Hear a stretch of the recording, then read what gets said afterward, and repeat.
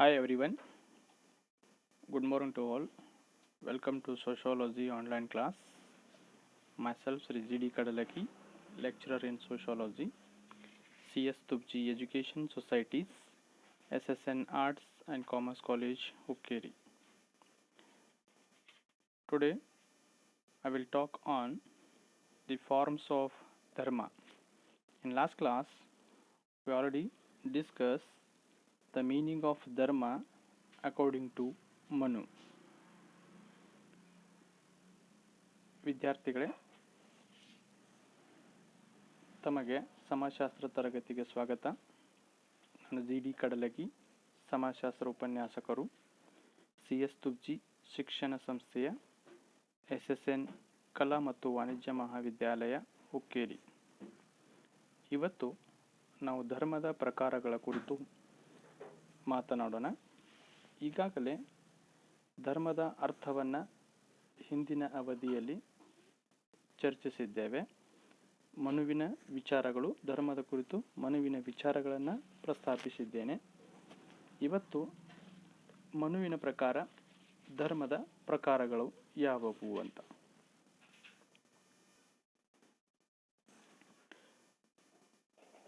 Manu mentioned seven forms of dharma in his famous Manusmriti. Manu 7 ಪ್ರಕಾರದ ಧರ್ಮಗಳನ್ನು ಪ್ರಸ್ತಾಪಿಸಿದ್ದಾನೆ ತನ್ನ ಮನುಸ್ಮೃತಿಯಲ್ಲಿ. ಅವನು ಪ್ರಸ್ತಾಪಿಸಿರುವಂಥ ಆ 7 ಪ್ರಕಾರದ ಧರ್ಮಗಳಂತಂದರೆ, 1 ಸಾಮಾನ್ಯ ಅಥವಾ ಪ್ರಜಾಧರ್ಮ. ದ ಫಸ್ಟ್ ಧರ್ಮ ಅಕಾರ್ಡಿಂಗ್ ಟು ಮನು ಈಸ್ ಸಾಮಾನ್ಯ ಆರ್ ಪ್ರಜಾಧರ್ಮ. ಇಲ್ಲಿ ಸಾಮಾನ್ಯ ಅಥವಾ ಪ್ರಜಾಧರ್ಮ ಅನ್ನುವಂಥದ್ದು ವಿಶ್ವವ್ಯಾಪಕವಾದ ನೀತಿ ತತ್ವಗಳೆಂದು ಕರೆಯುವ ನಿಯಮಗಳನ್ನು ಒಳಗೊಂಡಿದೆ, ಅಥವಾ ವಿಶ್ವವ್ಯಾಪಕವಾದ ನೀತಿ ತತ್ವಗಳೆಂದು ಕರೆಯುವ ನಿಯಮಗಳಿಗೆ ನಾವು ಸಾಮಾನ್ಯ ಧರ್ಮ ಅಂತ ಕರಿತೀವಿ. ಮನು ಇದನ್ನು ಸರ್ವ ಮಾನವರ ಧರ್ಮ ಅಂತ ಕರೀತಾನೆ. ಅಹಿಂಸೆ, ಸತ್ಯ, ಆಸ್ತೇಯ, ಶೌಚ, ಇಂದ್ರಿಯ ನಿಗ್ರಹದಂಥ 5 ಸುಪ್ರಸಿದ್ಧವಾದ ಸಾಮಾನ್ಯ ಧರ್ಮಗಳನ್ನು ಮನು ಪ್ರಸ್ತಾಪಿಸ್ತಾನೆ. ಇವುಗಳಲ್ಲಿ ಸತ್ಯ ಮತ್ತು ಅಹಿಂಸೆ ಮೊದಲ ಸ್ಥಾನದಲ್ಲಿರ್ತಾವ. ಮನುವಿನ ಪ್ರಕಾರ ಧರ್ಮವೇ ಕಾಯ್ದೆ, ಧರ್ಮವೇ ನೀತಿ, ಧರ್ಮವಂತನೇ ಮಾನವ ಎಂದು ಸೂಚಿಸ್ತಾನೆ. ಪ್ರತಿಯೊಬ್ಬ ಪ್ರಜೆ ಕಾಯ್ದೆ ಅಥವಾ ಶಾಸನವನ್ನು ಗೌರವಿಸಬೇಕು ಅಥವಾ ಪಾಲಿಸಬೇಕೆನ್ನುವಂಥದ್ದು ಧರ್ಮದ ಕುರಿತು, ಸಾಮಾನ್ಯ ಧರ್ಮದ ಕುರಿತು ಮನುವಿನ ವಿಚಾರ.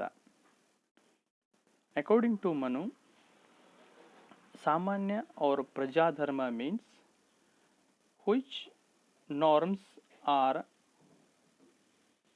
normally spread throughout the world are the general principles, that is called samanya dharma. This is the dharma which belongs to whole human race. Here non-violence, truth and other 5 some important praja dharma suggested by Manu. Here truth and non-violence takes first position. He said that everyone citizen of the society, they must and should follow and respect the laws and legislations. Manu ಹೇಳಿರುವಂಥ ಎರಡನೆಯ ಧರ್ಮ ರಾಜಧರ್ಮ. ಮನುವಿನ ಪ್ರಕಾರ ರಾಜನ ನೀತಿ, ಕರ್ತವ್ಯ, ಆಡಳಿತ, ಜನಕಲ್ಯಾಣ ಭಾವನೆಗಳ ಕುರಿತು ಈ ಧರ್ಮದಲ್ಲಿ ಪ್ರಸ್ತಾಪಿಸ್ತಾನೆ. ರಾಜರು ಪ್ರಜಾನಾಯಕರು. ರಾಜನು ಇರದಿದ್ದರೆ ಅರಾಜಕತೆ ಬೆಳೆದು ಬಲಿಷ್ಠರು ದುರ್ಬಲರನ್ನು ಶೋಷಿಸದೇ ಇರಲಾರರು ಅನ್ನುವಂಥದ್ದು ಮನುವಿನ ವಿಚಾರ. ಇಲ್ಲಿ ರಾಜನಾದವನು ಮಾತ್ಸ್ಯ ನ್ಯಾಯವನ್ನು ಒದಗಿಸೋಗೋಸ್ಕರವಾಗಿ ಅಥವಾ ಮಾತ್ಸ್ಯ ನ್ಯಾಯಕ್ಕೋಸ್ಕರವಾಗಿ ಒಬ್ಬ ರಾಜ ತನ್ನ ಪಾತ್ರವನ್ನು ನಿರ್ವಹಿಸಬೇಕನ್ನೋದನ್ನು ಮನು ಹೇಳ್ತಾನೆ. ಧರ್ಮವಂತನು ಮತ್ತು ಆಚಾರಶೀಲನಾದವನು ಪ್ರಭುವಾಗಬೇಕು. ರಾಜನು ವೇದಗಳನ್ನು ಓದಿದವನಾಗಿರಬೇಕು, ಕಾಯ್ದೆ ಪಂಡಿತನಾಗಿರಬೇಕು, ದಂಡ ನೀತಿಶಾಸ್ತ್ರಜ್ಞನಾಗಿರಬೇಕು.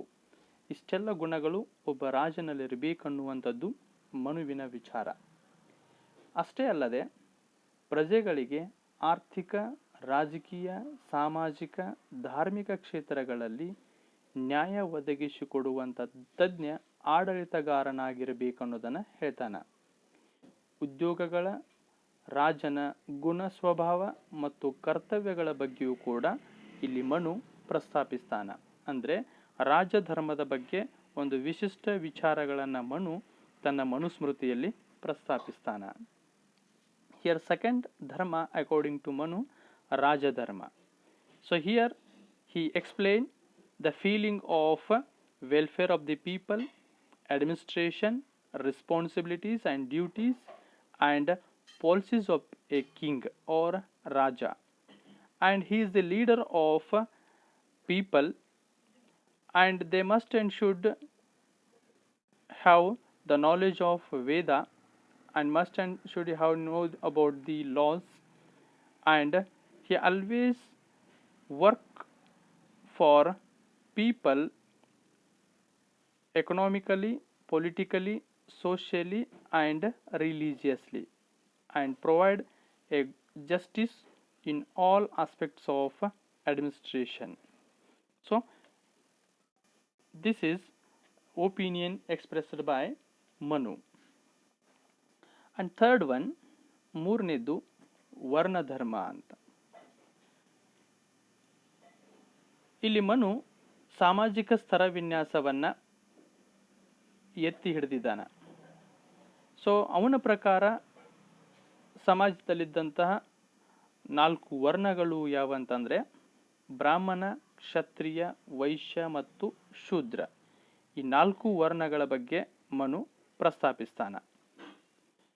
ಪ್ರತಿಯೊಂದು ವರ್ಣವು ತನ್ನ ಗುಣ ಸ್ವಭಾವದ ಆಧಾರದ ಮೇಲಿಂದ ಉದ್ಯೋಗವನ್ನು ನಿರ್ವಹಿಸಬೇಕನ್ನುವಂಥ ವಿಚಾರ ಇಲ್ಲಿ ಪ್ರಸ್ತಾಪಿಸಲ್ಪಡ್ತದೆ. ಯಾರು ತಾಮಸ ಗುಣವನ್ನು ಹೊಂದಿರ್ತಾರ ಅವರು ಬ್ರಾಹ್ಮಣರು ಅಂತ. ಯಾರು ರಾಜಸ ಗುಣವನ್ನು ಹೊಂದಿರ್ತಾರ ಅವರು ಕ್ಷತ್ರಿಯರು ಅಂತ. ಯಾರು ಸತ್ವ ಗುಣವನ್ನು ಹೊಂದಿರ್ತಾರ ಅವರು ವೈಶ್ಯರು ಮತ್ತು ಸೇವಾ ಗುಣವನ್ನು ಹೊಂದಿದಂಥವರು ಶೂದ್ರರು ಅನ್ನುವಂಥ ಅರ್ಥದಲ್ಲಿ 4 ವರ್ಣಗಳನ್ನು, ಆ 4 ವರ್ಣದವರು ಮಾಡಬೇಕಾಗಿರುವಂಥ ಉದ್ಯೋಗಗಳ ಬಗ್ಗೆ ಮನು ಇಲ್ಲಿ ಪ್ರಸ್ತಾಪಿಸ್ತಾನ. ಸೊ ಮೊದಲನೇ ವರ್ಣದವರು ದೇವರ ಸೇವೆ, ಪೂಜೆ, ಪುರಸ್ಕಾರಗಳನ್ನು, ಪುರೋಹಿತತನ ಮಾಡುವಂಥದ್ದು, ಅವರಲ್ಲಿ ತಾಮಸ ಗುಣ ಅನ್ನುವಂಥದ್ದು ಇರಬೇಕು ಅನ್ನೋದನ್ನು ಹೇಳ್ತಾನೆ. ಎರಡನೆಯ ವರ್ಣ ಕ್ಷತ್ರಿಯ, ಯೋಧರು, ರಾಜ್ಯದ ರಕ್ಷಣೆ, ಪ್ರಜೆಗಳ ಸಂರಕ್ಷಣೆ, ಆಡಳಿತ ನಿರ್ವಹಣೆ, ಇದು ಕ್ಷತ್ರಿಯ ವರ್ಣದ ಕರ್ತವ್ಯ. ಇವರಲ್ಲಿ ರಾಜಸ ಗುಣ ಇರಬೇಕಂತ ಹೇಳ್ತಾನೆ. ಆಮೇಲೆ ವೈಶ್ಯರು ವ್ಯಾಪಾರ, ಕೃಷಿಯಂಥ ಚಟುವಟಿಕೆಗಳನ್ನು ನಿರ್ವಹಿಸುವಂಥ ಒಂದು ಸತ್ವ ಗುಣದ ಮೂಲಕ ಈ ಎಲ್ಲ ಚಟುವಟಿಕೆಗಳನ್ನು ನಿರ್ವಹಿಸಬೇಕಂತ ಹೇಳ್ತಾನೆ.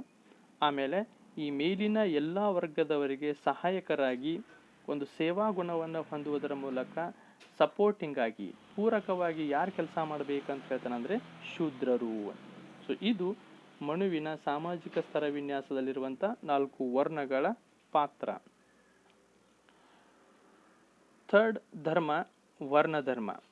ಹಿ mentioned 4 varnas: Brahmana, Kshatriya, Vaishya, Shudra. Through 4 varnas he mentioned the social stratification. Every varna has its own nature, and based on that nature it must and should manage an occupation. Here the Brahmins must and should have tamasa guna, and Kshatriyas must and should have rajasa guna, and Vaishyas sattva guna, and Shudras they have seva guna, service nature. So every varna has its own duty based on their nature. Then fourth one, ನಾಲ್ಕನೆಯ ವರ್ಣ ಆಶ್ರಮ ಧರ್ಮ ಅನ್ನುವಂಥದ್ದು. ಹಿಂದೂ ಧರ್ಮದ ಮೂಲಾಧಾರ ಅಂತ ಕರಿತೀವಿ. ವರ್ಣಾಶ್ರಮ ಧರ್ಮ ಅನ್ನುವಂಥದ್ದು, ಅದರಲ್ಲಿ ಆಶ್ರಮ ಧರ್ಮ ಅನ್ನುವಂಥದ್ದು ಹಿಂದೂ ಧರ್ಮದ ಮೂಲ ಆಧಾರವಾಗಿದೆ ಅನ್ನುವಂಥದ್ದು ಮನುವಿನ ವಿಚಾರ. ಇದು ಮಾನವನ ಎಲ್ಲ ರೀತಿಯ ಬೆಳವಣಿಗೆಗೆ ಅವಕಾಶ ಒದಗಿಸ್ತದೆ. ಅಂದರೆ ಮಾನವ ಹುಟ್ಟಿನಿಂದ ಹಿಡಿದು ತನ್ನ ಸಾವಿನ ಕೊನೆಯ ಹಂತದವರೆಗೂ ಕೂಡ ಈ 4 ಹಂತಗಳಲ್ಲಿಯೇ ತನ್ನ ಎಲ್ಲ ಬೆಳವಣಿಗೆಗಳನ್ನು ಅಥವಾ ತನ್ನ ಜೀವನವನ್ನು ನಿರ್ವಹಣೆ ಮಾಡಬೇಕನ್ನುವಂಥದ್ದು ಮನುವಿನ ವಿಚಾರ. ಇದು ಮನಃಶಾಸ್ತ್ರೀಯ ಹಿನ್ನೆಲೆಯಲ್ಲಿ ಬೆಳವಣಿಗೆಯಾಗಿದೆ. ಮಾನವನ ಬದುಕು 4 ಹಂತಗಳಲ್ಲಿ ವಿಂಗಡಣೆಗೊಳ್ಳುತ್ತದೆ ಅನ್ನುವಂಥದ್ದು ಮನುವಿನ ವಿಚಾರ. ಸೊ ಈ 4 ಹಂತಗಳಲ್ಲಿ ಪ್ರತಿಯೊಬ್ಬ ವ್ಯಕ್ತಿಯು 25 ವರ್ಷಗಳ ಕಾಲಾವಧಿಯನ್ನು ಕಳಿತಾನ. ಸೊ ಮೊದಲಿನ ಹಂತದಲ್ಲಿ ಬ್ರಹ್ಮಚರ್ಯ 25 ವರ್ಷ. ಬ್ರಹ್ಮಚರ್ಯ ಮುಗಿದ ನಂತರ ಗೃಹಸ್ಥಾಶ್ರಮಕ್ಕೆ ಪ್ರವೇಶಿಸ್ತಾನೆ, ಅಲ್ಲಿ 25 ವರ್ಷ. ನಂತರ ಗೃಹಸ್ಥಾಶ್ರಮವನ್ನು ಪೂರ್ಣಗೊಂಡ ನಂತರ ವಾನಪ್ರಸ್ಥಾಶ್ರಮ, ಅಲ್ಲಿ 25 ವರ್ಷ. ಆಮೇಲೆ ಕೊನೆಯದಾಗಿ ಸನ್ಯಾಸಾಶ್ರಮ, ಅಲ್ಲಿ 25. ಹೀಗೆ ಒಟ್ಟು 4 ಹಂತಗಳಲ್ಲಿ ತನ್ನ ಇಡೀ ಬೆಳವಣಿಗೆಯನ್ನು, ಜೀವನವನ್ನು ನಿರ್ವಹಿಸುವಂಥದ್ದನ್ನು ಮನು ಇಲ್ಲಿ ಪ್ರಸ್ತಾಪಿಸ್ತಾನೆ.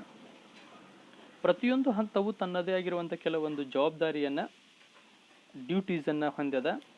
ಸೊ ಮೇ ಬಿ ಅದರಲ್ಲಿ ಶಿಕ್ಷಣ ಇರ್ಬೋದು, ಶಿಸ್ತು ಇರ್ಬೋದು, ಸಾಮಾಜಿಕ ಜವಾಬ್ದಾರಿ ಇರ್ಬೋದು, ಕೌಟುಂಬಿಕ ಕರ್ತವ್ಯಗಳಿರ್ಬೋದು. ಇವೆಲ್ಲವೂ ಕೂಡ ಈ 4 ಹಂತಗಳಲ್ಲಿ ಪ್ರಸ್ತಾಪಿಸಲ್ಪಡ್ತದೆ. ದ ಫೋರ್ತ್ ಒನ್, ಆಶ್ರಮ ಧರ್ಮ. So it is based to Hindu religion. All humans development based on these 4 ashramas. Every person's life pass through these 4 ashramas. The first one is brahmacharya, grahasthashrama, vanaprasthashrama and sannyasashrama. In every stage person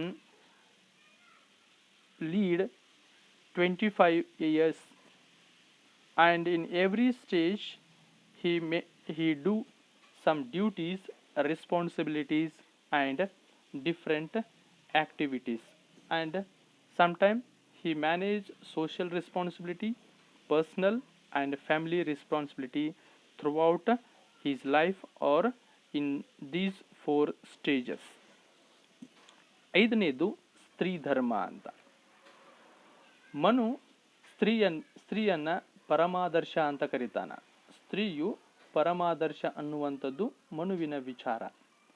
ಯಾವ ಸ್ತ್ರೀಯು ತನ್ನ ಮನಸ್ಸು ಮತ್ತು ದೇಹಗಳನ್ನು ಸದಾ ಸಂಯಮದಲ್ಲಿಟ್ಟುಕೊಂಡು ಅಥವಾ ನಿಯಂತ್ರಣದಲ್ಲಿಟ್ಟುಕೊಂಡು ವರ್ತಿಸುವಳೋ ಆ ಸ್ತ್ರೀಯನ್ನೇ ಸಾಧ್ವಿ ಅಂತ ಕರೀತಾನ. ಯಾವ ಮಹಿಳೆ ಇದನ್ನು ಪೂರ್ಣಗೊಳಿಸ್ತಾಳ ಅಥವಾ ಸಾಧ್ವಿ ಅನಿಸ್ತಾಳ, ಅವಳಿಗೆ ಮೋಕ್ಷ ದೊರಕುತ್ತದ ಅನ್ನುವಂಥದ್ದು ಮನುವಿನ ವಿಚಾರ. ಧಾರ್ಮಿಕ, ಸಾಮಾಜಿಕ, ಸಾಂಸ್ಕೃತಿಕ ಕಾರ್ಯಗಳಲ್ಲಿ ಸ್ತ್ರೀಯಾದವಳು ಪುರುಷನಿಗೆ ಸಹಾಯಕಳಾಗಿರಬೇಕು. ಸ್ತ್ರೀಯು ಕುಟುಂಬದ ಎಲ್ಲ ಕರ್ತವ್ಯಗಳನ್ನು, ಅಂದರೆ ವಿಶೇಷವಾಗಿ ಕುಟುಂಬದಲ್ಲಿನ ಮಕ್ಕಳನ್ನು ಮತ್ತು ವೃದ್ಧರನ್ನು ಪಾಲನೆ ಪೋಷಣೆ ಮಾಡುವುದೇ ನಿಜವಾದ ಸ್ತ್ರೀ ಧರ್ಮ ಅನ್ನುವಂಥದ್ದು ಮನುವಿನ ವಿಚಾರ. He mentioned fifth one, dharma, stri dharma. He said that stri or woman is ideal. He called superior ideal, who controls their mind and body to in every aspect of life. She is ideal woman. They get only salvation, and they take participation with the male person in religious, social, cultural activities, and she must and should follow some duties of the family. like to care of the children and old age persons in family, that is Stri Dharma, according to Manu.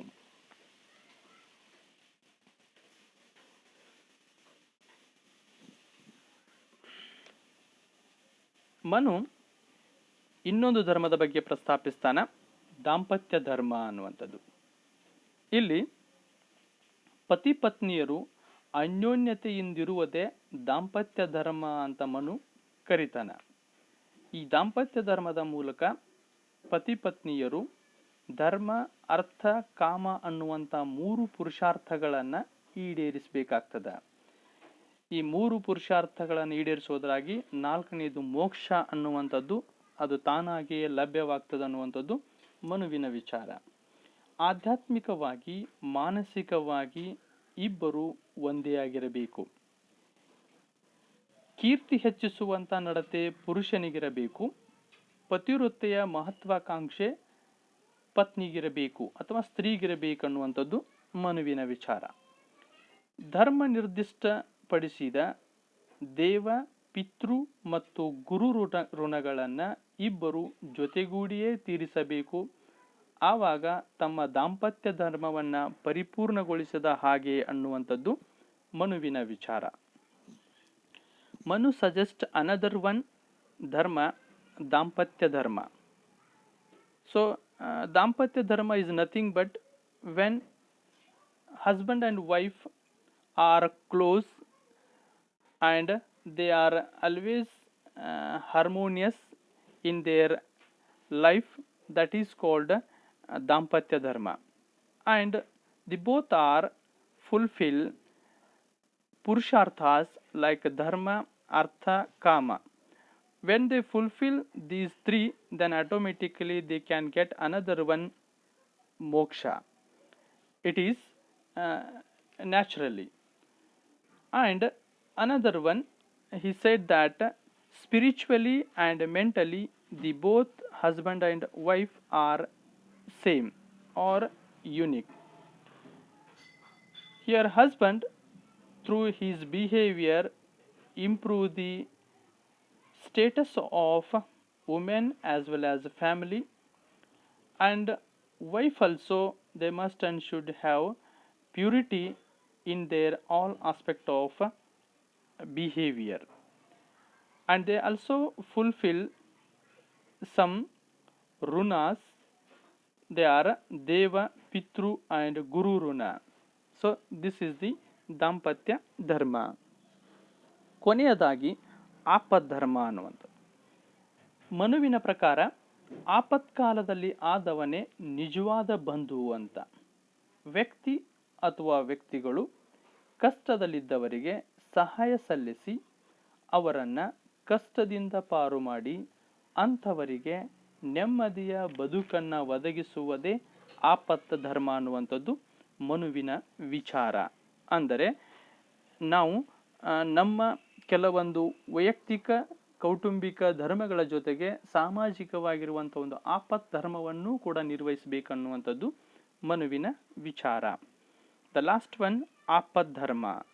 So those who are help in needy position, he is the real relator, and every one must and should help those who are in critical condition, and that time to help them and provide a healthy life to another, that is called apat dharma. And finally Manu suggests these, not only these 7 dharmas, he also talk about manava dharma, yodha dharma, shraddha dharma, shikshana dharma, shasana dharma. So he also suggests other dharmas also. So we called him as he is the first person of manavata dharma, or he is the guru of manukula. So ಈ ರೀತಿ ಮನು 7 ಪ್ರಮುಖ ಧರ್ಮಗಳನ್ನು ಪ್ರಸ್ತಾಪಿಸ್ತಾನೆ. ಈ 7 ಪ್ರಮುಖ ಧರ್ಮಗಳಲ್ಲದೆ ಮತ್ತೆ ಮಾನವ ಧರ್ಮ, ಯೋಧ ಧರ್ಮ, ಶಿಕ್ಷಣ ಧರ್ಮದಂತಹ ಮೊದಲಾದ ಧರ್ಮಗಳ ಬಗ್ಗೆನೂ ಕೂಡ ಮನು ಪ್ರಸ್ತಾಪಿಸ್ತಾನ. ಸೊ ಅದಕ್ಕೆ ಇವೆಲ್ಲವೂ ಕೂಡ ಮೂಲತಃ ಮಾನವ ಧರ್ಮದ ಶಾಖೆಗಳಾಗಿರೋದ್ರಿಂದ ಇಲ್ಲಿ ಮಾನವ ಧರ್ಮವೇ ಪ್ರಮುಖ ಅನ್ನುವಂಥದ್ದು ಮನುವಿನ ವಿಚಾರ. ಅದಕ್ಕಾಗಿ ಮನುವನ್ನು ನಾವು ಮಾನವತಾ ಧರ್ಮದ ಗುರು ಅಥವಾ ಮನುಕುಲದ ಗುರು ಅಂತ ಕರೀತೀವಿ. So dear students, next class we discuss another one concept. Thank you.